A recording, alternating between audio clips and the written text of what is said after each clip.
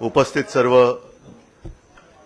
आता पंचायत अशी होती की सभेच्या वेळेला बोलताना वेगळं बोलतो, पण आता सगळा हा कार्यक्रम जरा उपस्थित सर्व मुख्याध्यापक, सर्व संस्थाचालक आणि शिक्षक बांधवांनो आणि भगिनींनो, अभ्यंकर साहेब तुमचं प्रास्ताविक मी ऐकत होतो, त्याच्यानंतर आता आपलं निवेदन ऐकलं. बोलताना अभ्यंकर साहेब आपण असं म्हणालात की कार्यक्रम किती छोटा असो मोठा असो मी त्याला हो म्हणतो. याचं कारण कार्यक्रमाची साईज मी बघत नाही, कामाची साईज बघतो. कार्यक्रम छोटा असेल आणि हा काय तसा छोटा कार्यक्रम नाहीये. जर का सगळे एकत्र केले, सगळ्या संस्था, सगळे मुख्याध्यापक, तर किती विद्यार्थी होतील. या खोलीमध्ये किती हजारो विद्यार्थी बसलेत असं समजा. आणि आयुष्यामध्ये चांगलं शिक्षक आणि चांगलं शिक्षण हे मिळालं नाही तर काय होतं त्याचं एक आत्ता तुम्ही जो बोलला ना, ड्युटी म्हणजे मशाल आणि दिवटा म्हणजे, तर अशी जे काही दिवटे निघालेत त्यांना मशालीचं महत्व कळणार नाही आणि कळलेलं नाही. ही गंमत आहे मराठी भाषेची. आणि मला अभिमान आहे की शिवसेनेच्या माध्यमातून पहिल्या प्रथम शिक्षक मतदारसंघातून निवडून तुम्ही सर्वांनी दिलेला आपला लोकप्रतिनिधी इकडे तिकडे काही वाह्यातपणा न करता शिक्षक म्हणून विधान परिषदेत सुद्धा आणि आपल्या कामात सुद्धा एक वेगळा ठसा उमटवतोय. आणि तुम्ही म्हणाला ते खरंय आणि तसंच करा. तुमचा जो काही आमदारकीचा फंड आहे तो फक्त आणि फक्त शिक्षणासाठीच वापरा. बाकी आता आहे, मी पण आमदार आहे, सगळे आमदार खासदार आहेत, त्यांचे फंड वापरतोच. पण हे फंड विरोधी पक्षाचा आमदार किंवा खासदार म्हटल्यानंतर कशा त्यांच्या त्या मुठी आवडल्या जातात किंवा नाड्या आवडल्या जातात हे आपण वृत्तपत्रातून वाचतोय. आता तर कहर म्हणजे त्यांच्यातच आपापली नसा आवडण्या सुरू झालेल्या आहे. आजच पेपरमध्ये पाहिलं असाल तुम्ही, एक कोणतरी गेले बाबा मला मारलं म्हणून दिल्लीला. ही लाचारी जी आहे ना, ही लाचारी का, तर तेच चांगलं जर काही चांगलं शिक्षक मिळालं असतं त्या वयामध्ये तरी परिस्थिती आली नसती. आणि गेल्या वेळेला मला वाटतं मी माझ्या आजोबांचं एक उदाहरण तुम्हाला दिलं होतं, कारण हे तुम्हाला सांगितलं पाहिजे, मागेही सांगितलं असेल की शिवसेना प्रमुखांना आणि माझ्या आजोबांना दोघांनाही शालेय शिक्षण पूर्ण नाही करता आलं. दोघांनाही जवळपास 7वी मध्ये फी भरायला पैसे नाहीत म्हणून शाळा सोडावी लागली.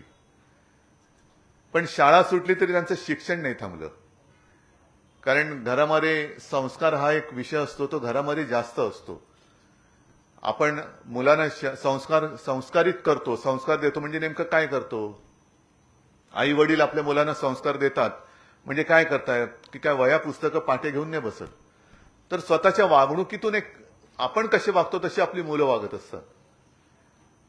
आणि मग घराणेशाही म्हणते ती तशीच, म्हणजे वडिलांनी एवढा घोटाळा केला तर मुलगा आणखी मोठा घोटाळा करणार. तर ह्या सगळ्या गोष्टी या संस्कारातून येतात. आणि आता नवीन आधुनिक जे काही तंत्रज्ञान तुम्ही म्हणताय, कॉम्प्युटर हे आहेच, म्हणजे आता माध्यमं ही बदलायला लागली. आजही शाळेमध्ये पाटी आहे की नाही मला कल्पना नाही, कारण आपण सगळेजण जे माझ्या वयाचे आहेत ते पाटीवरती अक्षर गिरवत शिकलेले आहेत. आणि बहुतेक आपली अक्षरं हे आपल्या आईने आपला हात हातात धरून गिरवून घेतलेली आहेत, म्हणून तिला मातृभाषा म्हणतो आपण. अ आ इ उ ए सगळे जे काय आहे हे सगळं तिकडनं पाटीवरती गिरून गिरून गिरून आपण ही अक्षरं गिरवत मोठे झाले. तेव्हा कुठे कॉम्प्युटर होता. पाटीवरती अक्षरं गिरून मोठी झालेली आपण माणसं. पण शिक्षण म्हटल्यानंतर त्या पाटीवरती गिरून मोठे झालेल्या माणसानेच कॉम्प्युटर शोधलाय हे सुद्धा आपण मान्य केलं पाहिजे. तो सुद्धा कोणी जो कॉम्प्युटरचा शोधक किंवा जनक असेल तो सुद्धा तेव्हा कुठे शिकला असेल. आणि शिक्षण पद्धती ही कालानुरूप मला असं वाटतं बदलत गेली पाहिजे. मध्ये मी एक यांचा सोनम वांगचुक त्यांचा कार्यक्रम पाहिला. काय आपल्या देशामध्ये परत तेच सांगतो, शिक्षण आणि शिक्षक मिळालं नाही तर चांगल्या लोकांना सुद्धा कसं देशद्रोही ठरवून तुरुंगात टाकलं जातं, हे सोनम वांगचुक एक उत्तम उदाहरण आहे. म्हणजे काय त्याचा उपयोग खरा करून घ्यायला पाहिजे. ते म्हणतायत काय त्याच्याकडे दुर्लक्ष करून नको तो त्याच्या कपाळावर शिक्का मारून दिला, आतमध्ये टाकून किती दिवस सडतील आतमध्ये देव जाणे. पण अशी माणसं आपल्या देशात आहेत. आणि त्यांनी जे सांगितलं की ते कुठे लेह लडाखमध्ये राहतात, त्यांचा जन्म तिकडे झाला, गावामध्ये शाळा नव्हती, आणि गावात शाळा नव्हती तर त्याचं त्यांनी काय म्हटलं की त्याचा फायदा असा झाला की माझ्या आईनी मातृभाषेमध्ये अनेक गोष्टी मला शिकवल्या, ज्याचा उपयोग मला आत्ता होतोय. आणि कसा फरक पडतो, आपण जे काय म्हणतो A for apple, B for bat, अमुक तमुक तमुक, तर आमच्याकडे ए फॉर फॅनच नाहीये, तर दाखवणार काय, फॅनच नाहीये. तर ही जी काय पद्धत आहे ना, ही पद्धत थोडी नाही म्हटलं तरी कालानुरूप आणि थोडीशी विभागवार ही थोडीशी बदलली गेली पाहिजे. आज कॉम्प्युटरचा तो जो काही विषय आहे, अनेकदा राजकारण आल्यानंतर म्हटल्यानंतर निवडणुकीच्या दिवसात आता रेवडी तर सरसकट झालेली आहे, सरसकट. म्हणजे दुसरा देईल तो रेवडी आणि आम्ही करू ते उपकार, हे असं आत्ताचं राजकारण आहे. आणि पूर्वी याही गोष्टी आपण पाहिलेल्या आहेत की आम्ही जर का जिंकलो तर आम्ही विद्यार्थ्यांना फुकट कॉम्प्युटर देऊ, फुकट कॉम्प्युटर देणार, कॉम्प्युटरमध्ये टाकणार काय, कॉम्प्युटरमध्ये टाकणार काय. म्हणजे कॉम्प्युटर दिला, आम्ही टॅब वाटू, टॅब वाटलात हरकत नाही. म्हणजे कोरी वही देणं आणि टेक्स्टबुक देणं हा फरक आहे. एखाद्याला कोरी वही दिली तो वही काय करेल, कदाचित पावसाळा आल्यानंतर पानं फाडून होड्या करून सोडू पण शकतो तो, पण वहीमध्ये लिहिणार काय. आणि हा जो विषय आहे कॉम्प्युटरचा, आपण सुद्धा दिलेले आहेत. अगदी मला वाटतं 2014 साली असेल, 2014 साली आपण टॅब दिले होते, टॅबलेट. आता त्या टॅबमध्ये काय केलं होतं आपण, कारण तुम्हाला हेही आठवत असेल की शिवसेना प्रमुखांचं एक स्वप्न होतं की मुलांच्या पाठीवरचं दप्तराचं ओझं हे कमी करणं. म्हणजे अनेकदा ते त्यांची व्यथा सांगायचे की अरे मुलं आहेत का गाढवं आहेत ओझी वाहणारी, हे ओझ्याने वाकून जात आहेत. आणि शिवाजीराव भोसलेंचं एक भाषण मी जे ऐकलं त्याच्यामध्ये त्यांनी जे प्रश्न विचारले उत्तर नाहीत आपल्याकडे. छत्रपती शिवाजी महाराजांनी तोरणा जिंकला वयाच्या कितव्या वर्षी, 16व्या वर्षी. ज्ञानेश्वरांनी ज्ञानेश्वरी लिहिली वयाच्या कितव्या वर्षी, 16 वर्षी. आणि 16व्या वर्षी आपल्या आत्ताच्या युगातला मुलगा काय करतो, त्याच्या पाठीवरती किती ओझं टाकतो, तो त्या ओझ्याने एवढा वाकलेला असतो की तो त्याच्यातच पिसून गेलेला असतो. म्हणजे ज्या वयामध्ये या छत्रपती शिवाजी महाराज असतील, ज्ञानेश्वर असतील, या सगळ्यांनी चमत्कार केले, एक अद्भुत पराक्रम गाजवला, त्या काळामध्ये आपल्या काळातली मुलं ही पिसून गेलेली आहेत. मग ती उठून उभी राहणार कधी, त्याच्यातनं बाहेर पडतात ते एकदम कॉम्पिटिशनच्या जगामध्ये पडतात बाहेर, त्याच्यामध्ये त्यांची दमछाक होते. बरं, पालक सुद्धा असे असतात की एवढे विषय नाही शिकला तर आपला मुलगा किंवा आपली मुलगी ही स्पर्धेत मागे पडेल. त्याच्यामुळे सगळं काही हे त्याच्यावरती आपण लादण्याचा प्रयत्न करत असतो. आणि हे सगळं शिकत असताना मध्येच एखादा कोणतरी वैभव सूर्यवंशी सेंचुरी मारतो का, परत झालं त्याची आई, त्या मुलाला आवड आहे की नाही, बॅट बॉल सगळं घेऊन पॅड बीड घेऊन क्रिकेटच्या कोचकडे आमच्या मुलाला सुद्धा वैभव सूर्यवंशी करा. एखाद्याने कुस्ती खेळली, कुस्ती, एखाद्याने बॅडमिंटन. मग ह्या सगळ्या स्पर्धेच्या युगामध्ये मूळ जे आपलं आहे ते विसरून जातो. आणि मग पाठीवरच्या दप्तराचं ओझं ज्याचा उल्लेख मी मगाशी केला, सुदैवाने नंतर काय झालं की टेक्नॉलॉजी, ह्या सगळ्या टेक्नॉलॉजीचा हा सगळा आपल्याला फायदा करून घेता आला पाहिजे. टेक्नॉलॉजी एवढी चांगली सुधारली की 2014च्या निवडणुकीच्या काळात मी एक प्रेस कॉन्फरन्स घेतली शिवसेना भवनमध्ये, आणि तिकडे 8वीचं एक दप्तर ठेवलेलं भरलेलं पूर्ण. आणि मी प्रेसमधले असे सगळे प्रेसवाले होते, त्यांना एकाला बोलवलं, त्यानं म्हटलं जरा हे दप्तर उचलून दाखव रे. तर त्याने उचललं, तो म्हणलं नाही हे जड आहे. म्हटलं जड आहे ना, मग मी खिशात हात घातला आणि एक SD कार्ड काढलं आणि हे उचल. तो हे काय SD कार्ड आहे, म्हटलं हे सगळं दप्तर त्याच्यामध्ये, तो सगळा अभ्यासक्रम आहे तो त्या SD कार्डमध्ये मी टाकला होता. आणि ते SD कार्ड आपण त्या टॅबमध्ये टाकलं. म्हणजे 8वी ते 10वी दरवर्षी आपण महापालिका शाळेत सुरू केलं होतं. आता सुरू आहे की मला कल्पना नाही, कारण गेले 3-4 वर्ष महापालिकेचा बाप कोण आहे तेच कळत नाहीये. महापालिकेमध्ये काय चालले लुटालुट्टीच कोणाला कळत नाहीये. तर आपण ते दिलं आणि त्याच्यामध्ये सगळी शाळेची आपली अभ्यासक्रमाची पुस्तकं होती, ई लर्निंग होतं, त्याच्यानंतर काही प्रश्न पत्रिका होत्या, ह्या सगळ्या गोष्टी आपण त्याच्यात दिल्या होत्या. आता ई लर्निंगमध्ये मला वाटतं अभ्यंकर साहेब हे आता शक्य असेल तर बघा की काही गोष्टी ह्या अॅनिमेशनने तिकडे दाखवल्या होत्या. आपण सांगतो, तुम्हाला सुद्धा त्याचा अनुभव असेल की एखादी गोष्ट वर्णन करून सांगितलं ती कळत नाही, पण प्रत्यक्ष दाखवणं शक्य नसतं. मग अॅनिमेशननी जर का दाखवली तर ते आपल्याला मुलांना पटकन कळतं, अरे हा असं आहे. तर ते जे काही ई लर्निंग आहे ह्याचं सुद्धा फार महत्व आहे. आता ह्या टॅबलेटमधनं आपण ते केलं. नंतर एक मी साधारणतः 2010 साली हे मी का सांगतोय, कारण आता शिक्षण हा विषय हा तुम्ही चांगल्या पद्धतीने हाताळता, पुढे काय काय तुमचा फंड तुम्ही वापरणार तर कुठे वापरा किंवा कुठे वापरू शकता त्याचं मी तुम्हाला उदाहरण देतोय. 2010च्या सुमारास किंवा त्याच्याही आधी आपण व्हर्च्युअल क्लासरूम सुरू केले. मला कल्पना नाही आपल्यापैकी किती जणांनी ते बघितले असतील. व्हर्च्युअल क्लासरूम म्हणजे काय केलं, माझ्या मनात असं आलं की महापालिकेच्या शाळा, आपण कधी कोणी म्हटलं कुठल्या शाळेत जातो तर पालकांना कदाचित लाज वाटते की माझा मुलगा किंवा माझी मुलगी महापालिका शाळेत जाते. पण आता त्याच महापालिका शाळांमध्ये आदित्यनमध्ये जो काही सगळा एक बदल केला, मग त्याच्यामध्ये सगळे सीबीएसई आणि काय सीएससीबीसी काय असतात ते आम्हाला एसएससी माहिती, पुढचं काही माहिती नाही. हे सगळे बोर्ड त्याच्यामध्ये त्याचं शिक्षण सुरू केलं. मराठी भाषा तर सक्तीचीच केली, पण इतरही 4-5 भाषांमध्ये आपण शालेय अभ्यासक्रम सुरू केला. त्याच्यामुळे कदाचित पहिल्या प्रथम महापालिका शाळांमध्ये सुद्धा ऍडमिशनसाठी या रांगा लागायला लागल्या. आणि पालक सांगायला लागले, आमच्याकडे यायला लागले की आम्हाला महापालिकेच्या शाळेमध्ये ऍडमिशन, असं कधीच येत नव्हते कोणी. सगळे मोठमोठ्या शाळांमध्ये सांगत होते की आम्हाला तिकडे जरा लावा ना वशिला, आमच्या मुलीला ऍडमिशन पाहिजे, महापालिका शाळेत ऍडमिशन पाहिजे. का? कारण आपण शिक्षणाचा दर्जा सुधारला, महापालिका शाळेंची सुद्धा चांगली डागडुजी केली आणि त्याला वरून आपण काय नाव ठेवलं, मुंबई पब्लिक स्कूल. जाऊन बघा. तर त्याच्यामध्ये सुद्धा महापालिकेमध्ये सुद्धा काही चांगले शिक्षक आहेत. मग महापालिका तेव्हा आपल्याकडे होती. मी आयुक्तांशी बोललो, सगळ्यांशी अधिकाऱ्यांशी बोललो, शिक्षण अधिकाऱ्यांशी बोललो आणि त्यांना सांगितलं की तुम्ही आता आपण हा मर्यादित स्वरूपात करूया. 10वीच्या विद्यार्थ्यांना तुम्ही 10वीचे जेवढे वर्ग आहेत त्याच्यात तुम्ही तुमच्या शाळांमधला प्रत्येक विषयातला एक तज्ञ चांगला शिक्षक निवडा आणि एकच शिक्षक त्याला आपण एक स्टुडिओ करून दिला आणि स्टुडिओतनं तो त्या 10वीच्या विद्यार्थ्यांना तो शिकवायला लागला सगळ्यांना.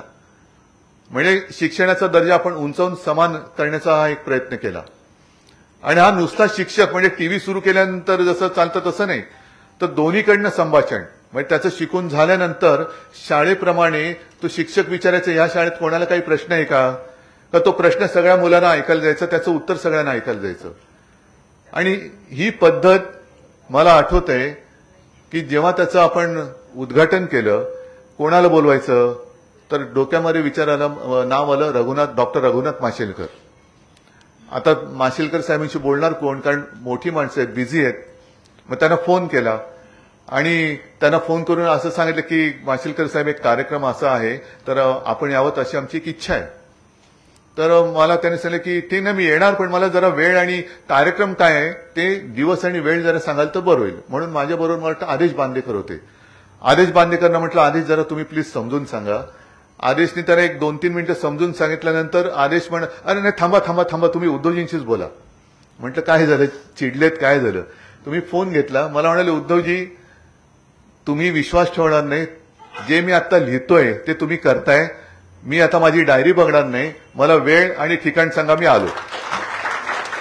आणि ते आले. तर ह्या सगळ्या ज्या काही गोष्टी आहेत ना, ह्या आपणच पुढे नेल्या पाहिजेत. कारण हे सगळं मी आधुनिक तंत्रज्ञान तुम्हाला सांगत असताना 15 दिवसापूर्वी जे मी मराठवाड्यात फिरलो, मराठवाड्यामध्ये तुम्हाला माहिती आहे तसं गेल्या वर्षी महाराष्ट्रभर आपत्तीच आली. म्हणजे एवढा पाऊस पडला की यापूर्वी म्हणजे मराठवाड्यातले साधारणतः 70-80-90 वर्षाचे शेतकरी मला सांगत होते की एवढा पाऊस आम्ही आमच्या आयुष्यात कधी पाहिला नव्हता. एवढा पाऊस आला म्हणजे काही ठिकाणी नदीच्या पात्रातून पाण्याचे लोटच्या लोट जे आले ते जमिनीच वाहून गेल्या. म्हणजे घरदारं वाहून गेली, जमीन वाहून गेल्या, जमिनीवरचे माती वाहून गेली, खडक सगळे गोटे हे सगळे वरती आले. आणि मग अशा परिस्थितीत शेतकरी विचारायला लागला की खायचं काय. मग त्यांना धीर देण्यासाठी जो काय मी फिरलो आणि शेतकऱ्यांना मी सांगितलं तुम्ही बोला तुमचं काय म्हणणं आहे. तर त्याच्यात एक महिला उभी राहिली आणि उद्वेगाने बोलली. ते सगळ्या परिस्थितीचं तिने वर्णन केलं आणि तिने सांगितलं की असं म्हणतात की मुलींना फुकट शिक्षण आहे, पण माझ्या मुलींना तिकडे शिकवायला गेलं तर त्याच्यासाठी फी भरायला लागते. आम्ही आमच्या घरामध्ये आता काय नाहीये, शिकायचं कसं, मला मुलीला शिकवायचंय. म्हणजे ती उद्वेगाने बोलत होती. डोळ्यात पाणी पण होतं, एक राग पण होता, उद्वेग पण होता, शल्य पण होतं. आणि मग आपण हे केलं की त्या महिलेच्या मुलीच्या शिक्षणाची जबाबदारी आपण शिवसेनेने घेतली. आणि मग कार्यक्रम झाल्यानंतर मी त्यांना बोलवलं, म्हटलं ताई शांत व्हा, आता चिंता मिटली ना. तर त्या पुढे म्हणाल्या साहेब हे मी केवळ माझं दुःख नाही सांगितलं, मी माझ्या गावाचं दुःख सांगितलं. अशा अनेक मुली आहेत, अनेक मुलं आहेत. म्हणजे आता अभ्यंकर साहेब तुम्ही तर मुंबईच्या शिक्षकांचं प्रतिनिधित्व करताय आणि तुमचा फंड तुम्ही मुंबईच्या शाळेमध्ये जेमतेम जो काय मिळतोय तुम्हाला तुटपुंजा तो वापरू शकताय. पण केवढं मोठं आपल्या महाराष्ट्राचं जे काही शाळा आणि शिक्षण क्षेत्र आहे तिकडे लक्ष देणार कोण? कारण आम्हाला वेळच नाहीये. मुलांना शिकून तयार करण्याची आमची जबाबदारीच नाहीये. आम्हाला फक्त पक्ष फोडायचे आहेत, आमदार फोडायचे आहेत, खासदार फोडायचे आहेत. आम्ही टिकोजीराव खुर्चीवर बसलो का दुनिया गेली खड्ड्यात, आम्हाला काय करायचं त्याचं. आणि मग तिथे तुमचा जो विषय येतो की नुसतं रेवडी दिल्यानंतर सगळं काही विसरून आपण नको ती माणसं निवडून देतो. त्याच्यापेक्षा नेमकं निवडायचं काय, तांदळातून खडे निवडायचे का खड्यातून तांदूळ निवडायचे, हे शिकवण्याचं काम हे तुम्ही करायला पाहिजे. नाहीतर असे कार्यक्रम होत राहतील. आणखीन मी पण सांगेन, मी पण माझा फंड देतो. किती द्याल, किती कॉम्प्युटर देणार. बरं कॉम्प्युटर दिल्यानंतर त्याला कॉम्प्युटरचा तो ऑपरेटर आणि शिक्षक असं कॉम्बिनेशन पाहिजे, हे कोण शिकवणार परत. तर ह्या सगळ्या गोष्टी म्हणजे हे वाटतं करायचं म्हटलं तर करू शकतो आणि ते केलंच पाहिजे. आणि एका गोष्टीचं मला नक्कीच समाधान आहे की कोणीतरी केलं पाहिजे म्हणण्यापेक्षा माझ्या पक्षाचा आमदार करतोय याचा मला अभिमान आहे, याचा मला नक्कीच अभिमान आहे. आणि हे क्षेत्र जे आहे म्हणून मी तुम्हाला म्हटलं ना की आजोबांचं जे उदाहरण गेल्या वेळेला तुम्हाला सांगितलं होतं. कारण आमची जर का घराण्याची परंपरा पाहिली तर आजोबांची आई, त्यांची आजी म्हणजे सगळे असे शाळेत वेळेत शिकलेले नव्हते पण विचारांनी पक्के, संस्कारांनी पक्के. तर एकदा शाळेतनं आजोबांच्या आईना बोलवणं आलं की जरा बोलाय, आजच आजोबांची पुण्यतिथी. तर आजोबांच्या आईला बोलवलं आणि त्यांनी शिक्षकांनी सांगितलं की हा केशव जरा अभ्यासात कच्चा आहे, त्याची तयारी करून घ्यायला पाहिजे. आताचं शिक्षक सुद्धा ते होतं ना तुमची काय होते पीटीए, म्हणजे आता खरं शिक्षकावरती जी जबाबदारी असते ते शिक्षक बहुतेक पालकांवरती टाकतात. तर माझ्या आजोबांच्या आईने सांगितलं त्यांना त्यांची तयारी करून घ्यायला म्हणजे करायचं म्हणजे काय करायचं. आम्ही शाळेमध्ये धोंडा पाठवत असतो, त्याला शेंदूर फासायचं काम तुम्ही करायचं असतं, आम्हाला नाही सांगायचं. मग आम्ही शाळेत त्याच्यासाठी पाठवतो आणि शाळेत पाठवल्यानंतर शिक्षक जर का सांगत असतील की याची तयारी करून घ्या, मग तुम्ही कशाला आहात. तर हे जे काय आहे ना पालकांनी पालकांचं काम करावं. चांगली शाळा, चांगला शिक्षक, चांगले संस्कार हे पालकांनी द्यायला पाहिजे. पण चांगले शिक्षण आता त्याच्यात परत असं आहे की कॉम्प्युटरच्या युगामध्ये पूर्वी आता सगळ्या गमती जमती आहे. प्लॅनचेट प्रकार माहिती आहे का तुम्हाला? अरे हो, सगळ्यांनाच माहिती आहे. आता त्याच्यात असं म्हणतात की ते असं ते म्हटलं का आत्मे येतात, बरोबर ना. इंटरनेट काय आहे,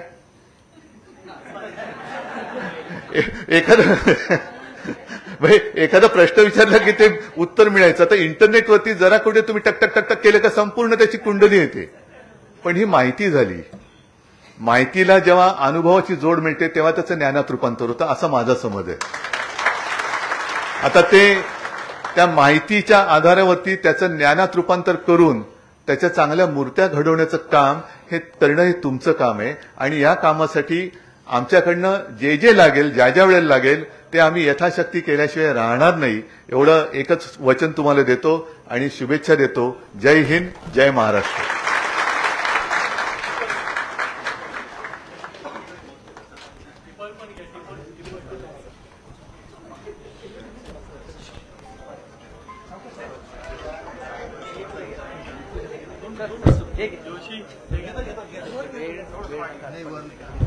वर घे जरा. परत ठेवू वाटतं थोडा वेळ वर घ्या. शिक्षकांनी थांबा ते घेतील बाजूला.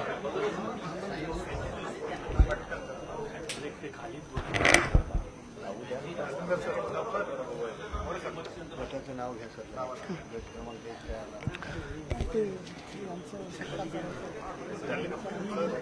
खाली घ्या ना. हे कशाला वर घेतलं घे ना बाबा.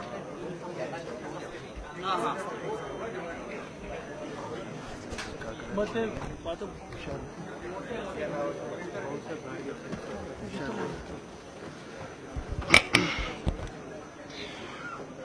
किती घ्या.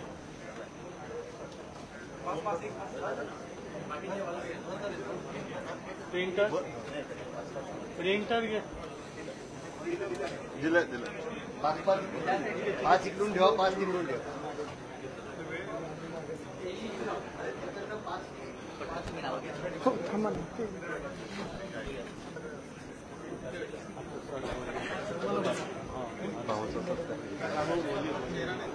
चल घे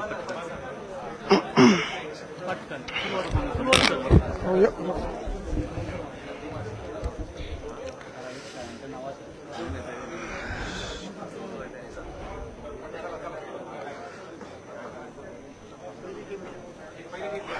पहिली टीमचं नाव घ्या. मित्रांनो,